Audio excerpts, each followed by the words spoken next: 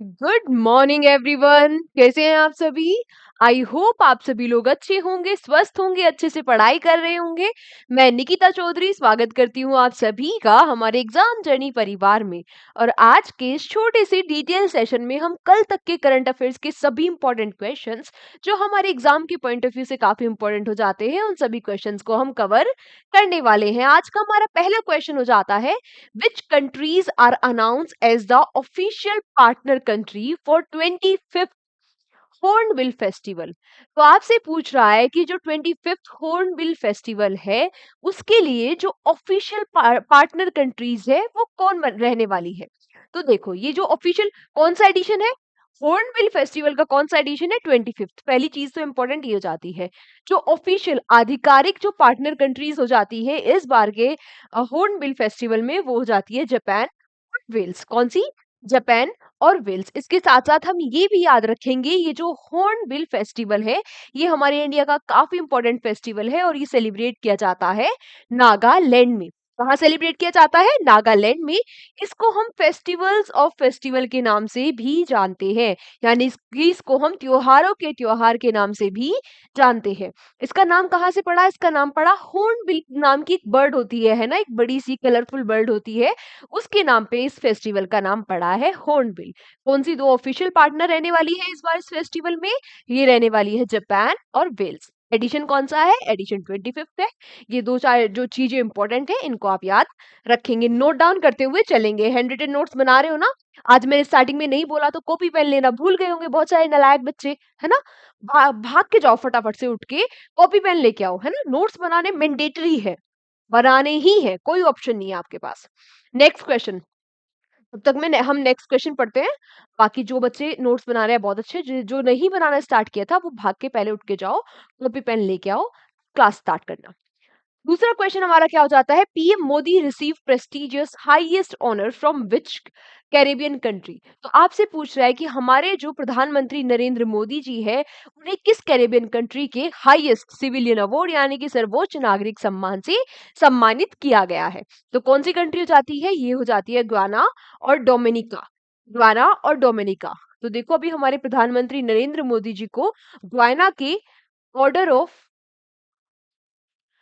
Excellence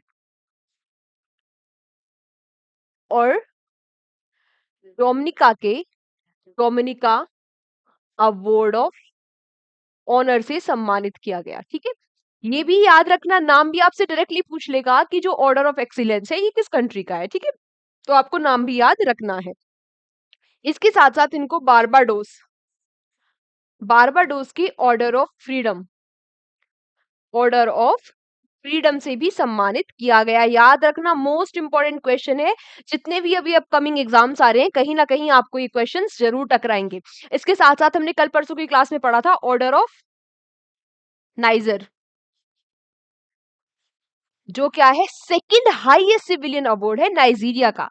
ये क्या है? सेकंड हाईएस्ट सिविलियन अवार्ड है नाइजीरिया का। ये भी आप याद रखेंगे। तीनों चारों जो क्वेश्चन हो जाते हैं ये काफी इंपॉर्टेंट हो जाते हैं। हमारा नेक्स्ट क्वेश्चन क्या है, who recently launch the OTT platform waves.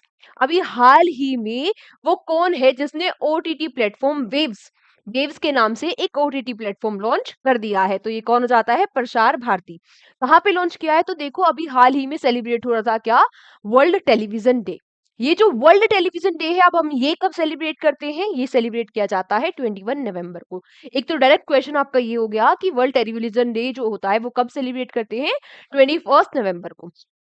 दूसरा, यहाँ पर क्या क्या, प्रसार भारती ने अपना ओटीटी यानी कि over the top platform launch कर दिया है। कहाँ पर किया है? तो अभी क्या हो रहा था भाई, 55th international film festival of India हो रहा था। कहाँ पर? गोवा में। तो यहीं पर प्रसार भारती ने अपना ओटीटी वेव्स लॉन्च किया है। क्लियर? सारी चीजें क्लियर है ना? ठीक है, अब इससे बाहर कुछ नहीं पूछेगा। नेक्स्ट क्वेश्चन क्या कह रहा है, justice D Krishna Kumar is appointed as the chief justice of which high court. तो अभी हाल ही में जो ये डी कृष्ण कुमार है ये किस हाई कोर्ट के चीफ जस्टिस बन गए हैं? तो ये बन गए हैं हमारे मणिपुर के हाई कोर्ट के चीफ जस्टिस। ठीक है, चीफ जस्टिस जो हाई कोर्ट के होते हैं इनको अपॉइंट किसके द्वारा किया जाता है? तो इनको अपॉइंट किया जाता है प्रेसिडेंट यानी कि हमारी राष्ट्रपति के द्वारा। सुप्रीम कोर्ट में भी राष्ट्रपति के द्वारा ही अपॉइंट किया जाता है। अब यहाँ पे एक और इम्पोर्टेंट क्वेश्चन ये हो जाता है कि हमारे संविधान में किस आर्टिकल में लिखा है कि हाई कोर्ट के चीफ जस्टिस को प्रेसिडेंट के द्वारा अपॉइंट किया जाएगा? तो ये लिखा है आर्टिकल 217 में। क्लियर इतनी चीजें? और एक छोटा सा और फैक्ट यहाँ पे इंपॉर्टेंट हो जाता है कि हमारे भारत में 25 हाई कोर्ट्स है। कितने हाई कोर्ट्स हैं? 25 है ना, 28 स्टेट है। लेकिन हाई कोर्ट 25 क्यों है? क्योंकि दो दो स्टेट का एक हाई कोर्ट भी है। नेक्स्ट क्वेश्चन आपसे पूछ रहा है प्रोजेक्ट वीर गाथा 4.0 ऑर्गेनाइज बाय।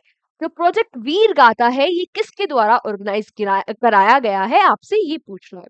तो देखो ये ऑर्गेनाइज कराया गया है ministry of education and ministry of defence के द्वारा। अब ये है क्या? तो चलो देख लेते हैं।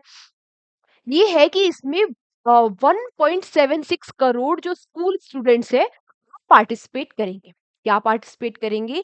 ये पार्टिसिपेट करेंगे जो हमारे क्या है सोल्जर्स है उनकी ब्रेवरी एक्ट और उनके सेक्रीफाइस को ये क्या करेंगे? रिप्रेजेंट करेंगे। इसके माध्यम से पोयम, पेंटिंग, एसे, वीडियो इन किसी भी माध्यम से ये इसको रिप्रेजेंट कर सकते हैं जो ब्रेवरी एक्ट और सेक्रीफाइस है हमारे सोल्जर्स का। अब समझ में आया? इसका नाम वीर गाथा क्यों रखा गया? क्योंकि वीरों की गाथा सुनाएंगे ये। किस माध्यम से? लिखकर, बोलकर, पोयम में या वीडियो बनाकर। दो दो मिनिस्ट्री क्यों इन्वॉल्व है? बच्चे इन्वॉल्व है इसलिए मिनिस्ट्री ऑफ एजुकेशन इन्वॉल्व है, और सोल्जर्स इन्वॉल्व है इसलिए मिनिस्ट्री ऑफ डिफेंस इन्वॉल्व है। सिंपल। ठीक है। नेक्स्ट क्वेश्चन क्या हो जाता है? Which state launch the good governance award scheme? वो कौन सा स्टेट है जिसने गुड गवर्नेंस यानी कि सुशासन पुरस्कार योजना 2024 स्टार्ट की है? किस लिए स्टार्ट की है?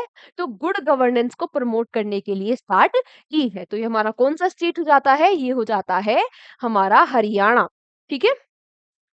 नेक्स्ट क्वेश्चन आपसे पूछ रहा है recently who paid tributary to Utkal Kesari doctor Hare Krushna Mahtab on his 125th birth anniversary. तो जो उत्कल केसरी कौन है? उत्कल केसरी डॉक्टर हरे कृष्ण मेहताब। हरे कृष्ण मेहताब जी को किस नाम से भी जाना जाता है? उत्कल केसरी के नाम से। तो एक तो मोस्ट इंपॉर्टेंट फैक्ट हमारा यहाँ पर ये हो गया, आपसे डायरेक्टली पूछ लेगा कि उत्कल केसरी के नाम से किसको जाना जाता है। ठीक है। दूसरा क्वेश्चन ये आता है कि अभी हाल फिलहाल में इनकी 125वीं बर्थ बर्थ एनिवर्सरी, इनका जन्म उत्सव सेलिब्रेट किया गया है। आपसे पूछ रहा है इनको श्रद्धांजलि उस मौके पर किसने दी? तो इनको श्रद्धांजलि दी है द्रौपदी मुर्मू जी, हमारी प्रेसिडेंट, हमारी राष्ट्रपति द्रौपदी मुर्मू जी ने। तो ये जो हमारे उत्कल केसरी जी है ये थे कौन? ये थे फ्रीडम फाइटर और ये फॉर्मर सीएम भी रह चुके हैं ओडिशा के। तो काफी इंपॉर्टेंट पर्सनैलिटी हो जाते हैं, है ना? ठीक है। नेक्स्ट क्वेश्चन आपसे पूछ रहा है what is the rank of India in recently release climate change performance index? अभी हाल ही में जारी जलवायु परिवर्तन प्रदर्शन सूचकांक 2025 में भारत का स्थान क्या है? तो इसमें भारत की 2025 में रैंक है रहने वाली है क्या? 10। कितनी भी रैंक रहने वाली है भारत की? 2025 में 10 रहने वाली है। 2024 में इसमें भारत की रैंक थी 7 और 2023 में थी 8। ठीक है। क्लियर चीजें? कोई डाउट यहाँ तक? अगर कोई डाउट होता है तो आप कमेंट बॉक्स में भी पूछ सकते हैं। अच्छा, कमेंट बॉक्स से मुझे याद आया, यहाँ पर आता है आपके लिए क्वेश्चन फॉर यू। और क्वेश्चन फॉर यू क्या रहने वाला है? अभी कुछ ही दिनों पहले मैंने आपको हेनली पासपोर्ट इंडेक्स के बारे में पढ़ाया था, है ना? अरे मैम, कौन याद रखे? रिवीजन करे तो याद रहे। आप बस बोलते रहो, अपना गला दुखाते रहो, हम पे कोई असर थोड़ी ना पड़ता है, हम तो ढीठ हो चुके हैं, है ना?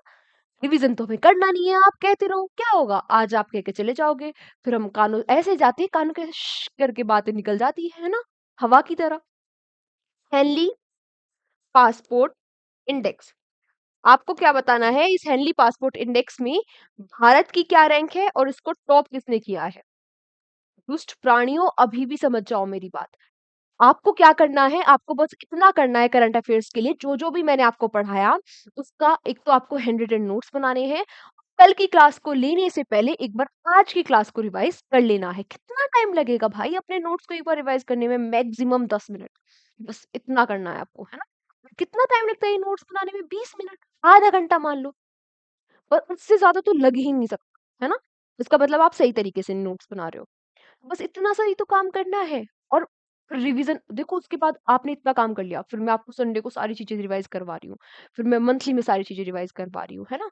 और आप मॉक में देख रहे हो तो फिर कैसे गलत होगा? नहीं हो सकता। आपसे करंट अफेयर्स तो गलत होगा ही नहीं, बल्कि उसके आस-पास के कोई भी क्वेश्चन जो मैं एक्स्ट्रा करवाती हूँ, एक्स्ट्रा से रिलेटेड क्वेश्चन होते हैं, वो भी आप गलत नहीं करोगे, बस इतना सा रिवीजन करना है आपको एक बार। ठीक है? नेक्स्ट क्वेश्चन हमारा क्या हो जाता है? Will host the Khelo India youth games and para games to be held in April 2025। तो वो कौन सा स्टेट है जो होस्ट करने वाला है खेलो इंडिया यूथ गेम और पैरा गेम जो होने वाले हैं अप्रैल 2025 में? तो ये होस्ट करने वाला है कौन? हमारा बिहार। अभी इसके लिए अनाउंसमेंट कर दी है हमारे स्पोर्ट्स मिनिस्टर मनसुख मांडविया जी ने। ठीक है? नेक्स्ट क्वेश्चन आपसे और लास्ट क्वेश्चन आज का हो जाता है हमारा, जो राफेल नडाल है, Rafael Nadal retire from the professional tennis, he belongs to which country? जो राफेल नडाल है, इन्होंने अपना रिटायरमेंट अनाउंस कर दिया है। आपसे पूछ रहा है कि ये किस कंट्री से बिलोंग करते हैं? तो ये बिलोंग करते हैं किस कंट्री से? स्पेन से। कहाँ से बिलोंग करते हैं ये? स्पेन से। काफी इंपॉर्टेंट पर्सनैलिटी थी है ये टेनिस के फील्ड में। ये वो पर्सनैलिटी है जिनके नाम सेकंड हाईएस्ट ग्रैंड स्लैम्स है। आपको पता होगा ना ग्रैंड स्लैम्स होते हैं किसमें? टेनिस में ग्रैंड स्लैम्स होते हैं ना। हाँ, सेकंड हाईएस्ट, यानी कि इनके नाम 22 टाइटल है ग्रैंड स्लैम्स के, है ना? अब आपके दिमाग में आ रहा होगा फर्स्ट कौन है? तो फर्स्ट पे है नोवाक जोकोविक। नोवाक जोकोविक ना भाई, स्पेलिंग चेक कर लेना, शायद इनकी स्पेलिंग कुछ ऐसी होती है अजीब सी। तो इनका सेकंड फर्स्ट पे कौन है? Novak Djokovic. इनके नाम 24 टाइटल है टेनिस की, टेनिस ओपन्स। और राफेल नडाल आते हैं सेकंड नंबर पे, इनके नाम है 22 ग्रैंड स्लैम्स। ठीक है? काफी इंपॉर्टेंट पर्सनैलिटी है, इसलिए याद रखना किसी स्पोर्ट से बिलोंग करते हैं, टेनिस से बिलोंग करते हैं। अभी हाल फिलहाल में रिटायरमेंट अनाउंस कर दिया है और स्पेन इनकी कंट्री हो जाती है। तो आज की क्लास को हम यहीं तक रखते हैं। Thank you so much everyone हमारे साथ सेशन में एंड तक बने रहने के लिए। पीडीएफ मिल जाएगी आपको हमारे एग्जाम जर्नी के टेलीग्राम चैनल पर, जहाँ पर लगभग आपको 8000 के आसपास लोग जुड़े हुए मिलेंगे। उस चैनल पे आपको डेली पीडीएफ मिल जाएगी हमारी इस क्लास के बाद। ठीक है? बाकी क्या करना है? बाकी तो शिद्दत के साथ पढ़ते रहो, जितना भी टाइम पढ़ना है, 2 घंटे, 4 घंटे, 6 घंटे, शिद्दत के साथ पढ़ो, मन लगा के पढ़ो, बस इतना करना है। अपने बड़ों का सम्मान करना है, अपने छोटों को प्यार करना है। जय हिंद, जय भारत।